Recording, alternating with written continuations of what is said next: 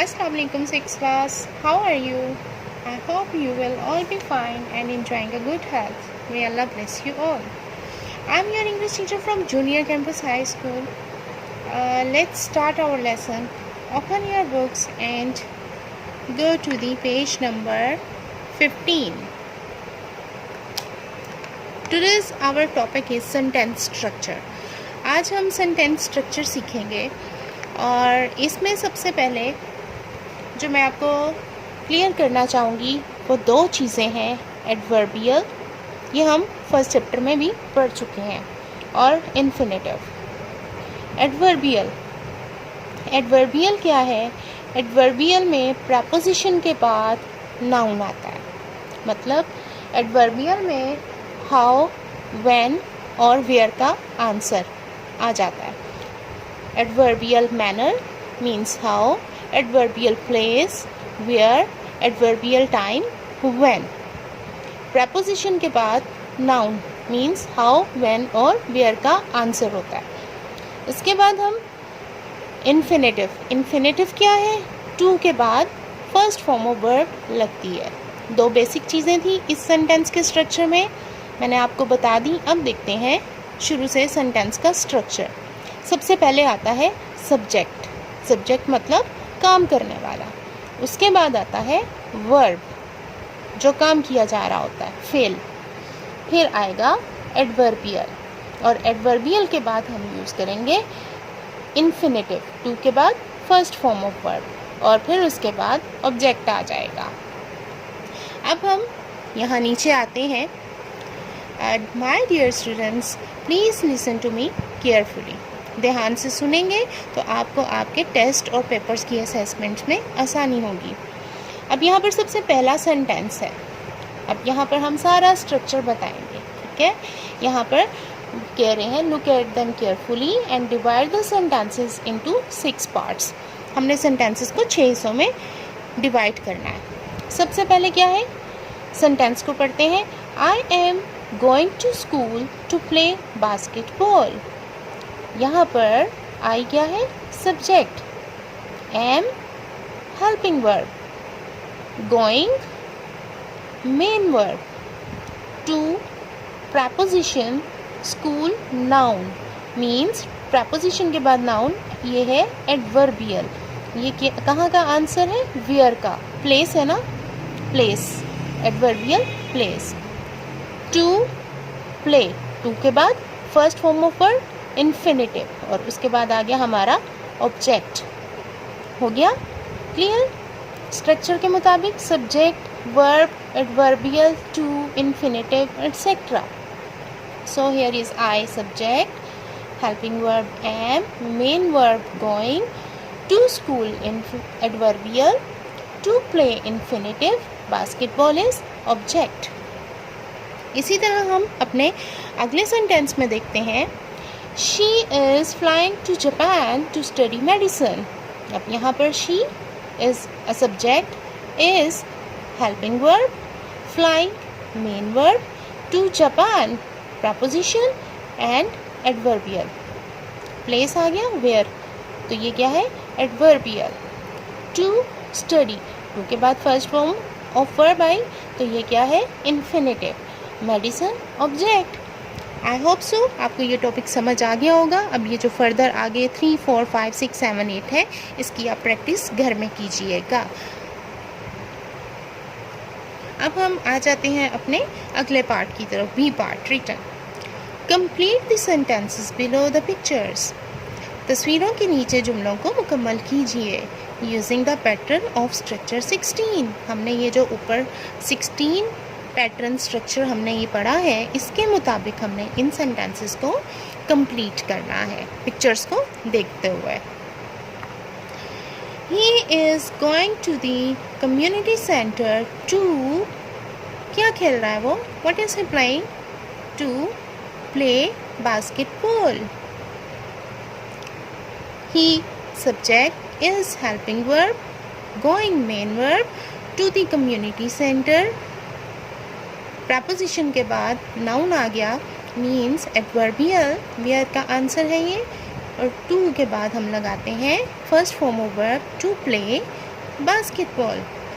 बिल्कुल इसी तरह से हम अगला करेंगे। She is going to the well to fetch water. To के बाद first form of verb. The next one is the plumber is going to the kitchen to dash. The plumber is going to the kitchen to repair the tap. Mother is taking off the cover to के बाद first form of verb लगाएंगे, to makes the food. Now come on the page number, open the page number 16. अब इस तस्वीर को देखिए सफ़ा number 16 के ऊपर। The teacher went to the tuck shop to drink soup. Teacher subject है, वेंट वर्ब है, to the tuck shop adverbial, to drink infinitive, soup object. Sentence हमारा मुकम्मल हो गया स्ट्रक्चर 16 के मुताबिक। The teacher went to tuck shop to drink soup. Next है हमारा, पिक्चर को देखिए। The nurse went in to the ward to के बाद हम लगाएंगे first form of verb means infinitive. The nurse went in to the ward to look after the patient. I hope सो आपको ये टॉपिक समझ आ गया होगा। अब हम आगे चलते हैं। Fill in the blanks below with suitable verbs. हमने ये ब्लैंक्स को मुनासिब वर्ब्स लगाते हुए सॉल्व करना है। इसमें मैं आपको एक चीज़ क्लियर कर दूं कि जब हम येस्टरडे, लास्ट ईयर, अगो की बात करते हैं, it means we have to use simple past tense. इसको हम पास्ट में ले जाते हैं। और टू के बाद, अभी जैसे पिछले टॉपिक में मैंने आपको बताया कि टू के बाद फर्स्ट फॉर्म वर्ब आती है जिसे हम इन्फिनेटिव बोलते हैं। अब हम इन ब्लैंक्स को फिल करते हैं। So listen to me carefully and write on your books neat and clean. Please keep your hand writing neat and clean. Sentence number 1, yesterday we dash to school. अब यहाँ पर yesterday है, means we have to use a past tense. yesterday we went to school. कल हम school गए। Sentence number 2, yesterday we wanted. yesterday है, we wanted, second form of verb use हो गई। टू के बाद हम क्या करते हैं, हमने अभी पढ़ा है, टू के बाद हम फर्स्ट फॉर्म लगाते हैं। yesterday we wanted to go to school. इसी तरह नेक्स्ट पर आ जाए। Last year she dash a house. Last year आ गया तो शी बॉट अ हाउस, पिछले साल उसने घर खरीदा। अब अगले सेंटेंस में आ जाए। Last year she wanted, second form of verb का यूज़ हो चुका है। पिछले साल शी वांटेड टू, तो टू के बाद हम क्या करते हैं, फर्स्ट फॉर्म लगाते हैं। Last year she wanted to buy a house. Next, 2 days ago Mary went to dash at the seaside. To है, टू के बाद हम क्या लगाएंगे, first form of verb infinitive. To play.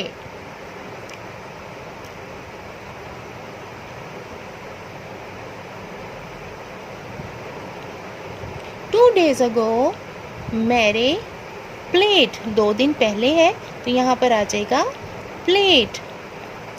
2 days ago Mary played at the C side.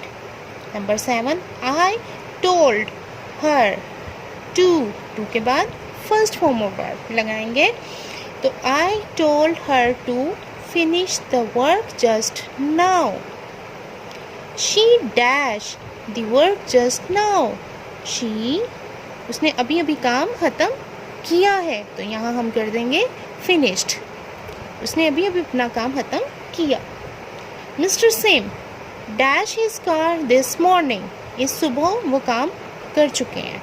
This morning means past tense है। Mr Sim washed his car this morning. इसी तरह sentence number 10 में आ जाए।